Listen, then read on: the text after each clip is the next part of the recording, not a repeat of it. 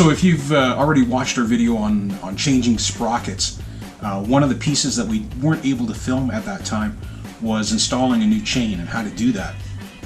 That bike in particular had a brand new chain already installed on it, so we didn't have to go through that process when we changed the sprockets. In this case, we've got another bike, and we just changed out the sprockets, put some new ones on, and we're going to go ahead and install the chain. I'm going to also show you how to break the chain off of that bike, which we've already done here, and by the time you see this, but we'll back things up and show you that. One of the things that I found when buying new chains is you go out and you got to get the proper size of chain that you're looking for.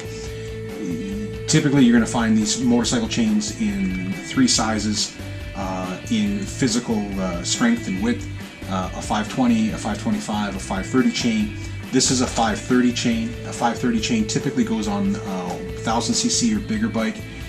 You'll see the 525 chain, 500 to 1000 cc's, and then the 520 chain, 500 cc's or less. So we've got a 530 chain here that's going on this 1050. One of the things also that I found interesting is that typically when you go online and you look for the different chains that are out there, the different lengths, the number of lengths, and this can be anywhere from 110 to 116, 120. All these things, all these different lengths that are required, and if you don't have your service manual, your shop service manual, you can go back and you can count all the lengths if you like. But one of the things I found is that the bigger chains, typically because they sit in stock longer, tend to be less money, or or if the size of chain that you need is out of stock, look to a longer one, because all we're going to do is bust off those additional links and get the proper length that we need before we reassemble. This typically can save you anywhere between 10 and 20 bucks per chain. More importantly is if you have a popular motorcycle and that chain that you need is out of stock, then you can really run into issues, and just get the bigger chain. So in this particular case, we wound up getting a lot longer chain than what we actually needed, because this is what was in stock and it was the least expensive on the supplier's website. So we're going to take off a few links before we finally assemble this. So I'm going to show you how to install both with a clip master link, which came with this particular kit, and I also have a riveted master link. So we're going to install that one as well, just so you can see how both of them install and the right way and the wrong way to do it. And so we're just going to make sure that you have every piece of information you need to install your new chain.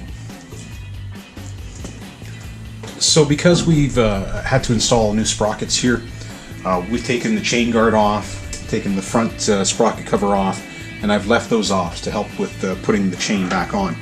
If you didn't have those things removed and you're wondering how to feed your chain through, when you remove or bust open the links on your old chain, you can use the new master link, put it on the old bike, old chain I should say, and then just feed it through. Basically connect the two chains together and run them through, and that's a shortcut to getting that fed through. But in this case we don't have to worry about that. We have lots of access. So we're going to go ahead and lay the new chain on the rear sprocket just to hold it in place while we feed it through the front sprocket. So the first thing we want to do is make sure that the axle is positioned as far forward as we can to give us the most amount of slack in our chain and the most amount of movement from front to back. This will also allow us to hit the marks when it comes to shortening the chain with our chain breaker.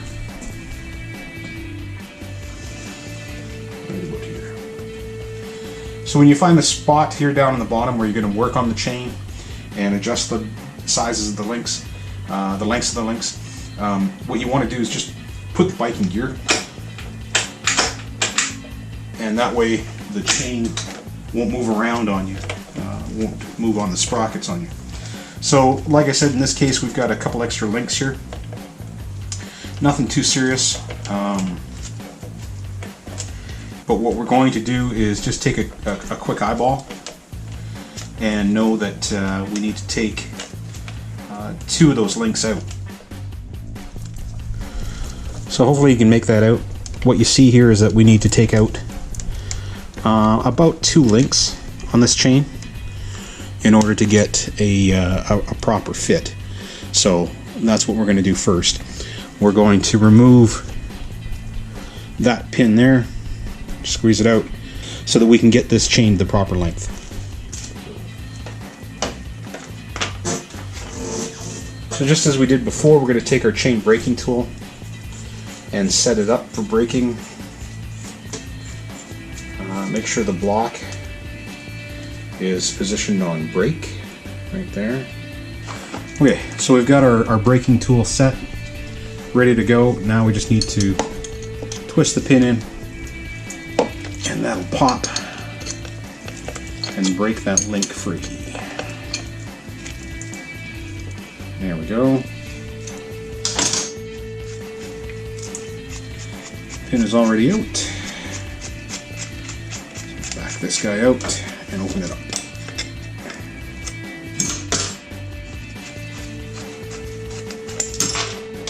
There we go. So, wasn't too bad. We only had to take 2 links off this chain to make it fit. So we've popped our master link into the chain. You do that from the back side of the chain so that the posts here are facing out. And now you would take this plate and you would press it down onto the chain. And this one here is a pretty simple chain. This doesn't have any O-rings or anything like that in this particular chain for this bike, so it slides on really easy. Then the next step is to do the clip for the chain, and you'll notice the direction that the clip is going on, and that is that the rounded point, since we're working on the bottom of the chain, the rounded point is moving towards the back of the bike, and that's the direction that the chain is going to run. So you would pop that chain, or that clip, master link clip, on there like so. And then so now that we've got that set up there, I'm going to use a screwdriver to slide that master link on. Again, the bike's in gear, so the chain isn't going to move. And then it's just a matter of sliding it forward and getting the master link to sit properly on the pins. Just want to make sure those pins are all the way out. And then, if need be, sometimes you can use a little bit of a little hit or a little force.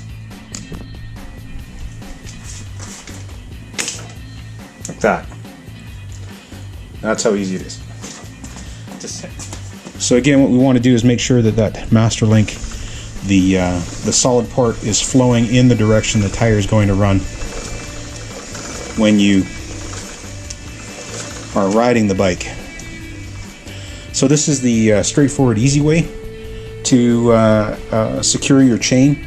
One of the things that, you know, if you have any fear of a master link like this coming loose, you can use a little bit of silicone and just kind of cover that this piece in here, the clip itself. The silicone you can clean off if you need to take the chain apart again, but it just helps hold the master link in place, and you don't have that fear of it coming off. So yeah, just a little bit of silicone over the master link on the outside here works fine for holding that clip in place. So now we're ready to rivet the master link in place instead of using the master link clip. So there's 2 types of master links, depending on the posts that run through. This one here has a recessed point in them, and that makes riveting them a little bit easier. Basically, these tips kind of mushroom out and spread. This annealed one will need to be basically forced over, and there's 2 different settings on the chain tool in order to do that. So now we've got the chain tool set up. We've got our annealing block in place here, And we're going to go ahead and set this up and go ahead and rivet this master link in place.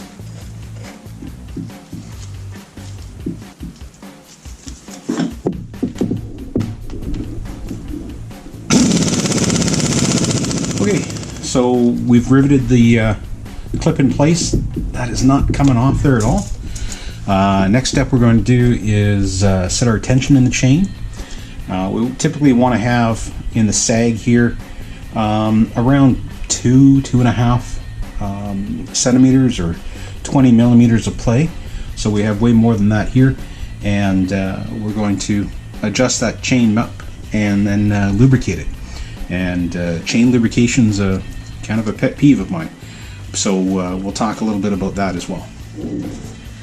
So this bike called for 35 to 40 millimeters of sag in the chain, and we went ahead and got our caliper out and were able to measure up, and we've got that sag now set in the chain, so we've locked it down.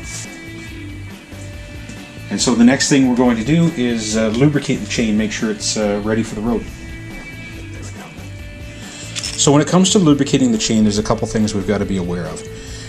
Too often I see guys put way too much lube on the chain.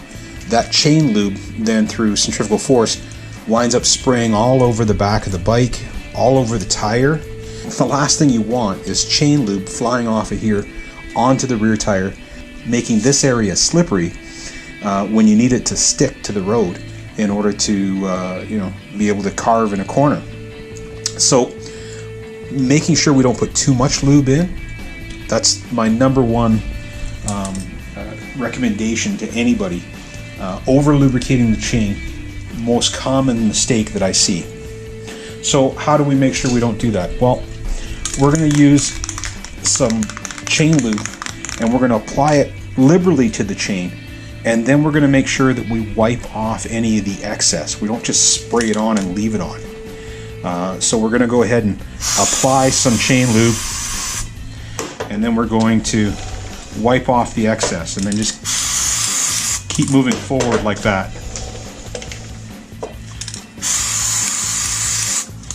And try to avoid as much overspray as possible. We can come back and clean up the overspray.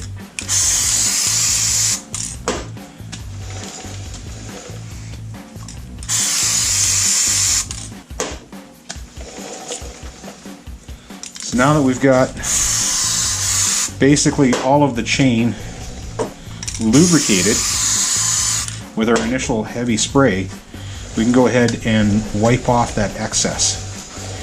What you don't want, again, is too much lube on the chain and it's spraying all over the place.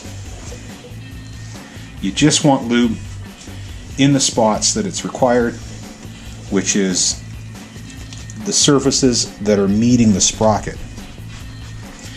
Now, if you remember, this chain is nothing fancy. It's not an O-ring chain, it's just a standard chain.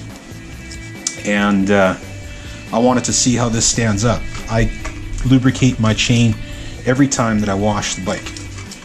You're spraying the bike with soap and water, and so you got to make sure that you get that chain lubricated immediately there afterwards. So with this chain, I decided to cut a little bit of a corner initially with the expense on the chain not going to something that's terribly fancy. But it is rated for this bike. It is a motorcycle chain, and it is designed for the size and the displacement of this bike. So I'm going to see how this one wears in relation to, traditionally I've always used O-ring or X-ring chains. So I'm interested to see how this one stands up with, basically what I would call normal care and maintenance. I don't think chains really will fail that often if you look after them. It's something that'll wear out, but shouldn't have any failures unless you fail to lubricate and look after them. So again, number one rule about lubricating the chain: don't put too much on. You only need as much lube as required to be in contact with the rollers on the chain and the sprocket. You don't need lube anywhere else. You don't need it hanging off the sides. You don't need it packing up into the around the front sprocket. Take it easy on the lube. Lube more often, and make sure that you clean and wipe things off. Your chain doesn't need to be coated in lube or look like it's coated in lube in order to do the job. That's my tip on lubing the chain. That's it for the chain. We're going to go ahead and put the chain guards back on, and we'll be able to get riding.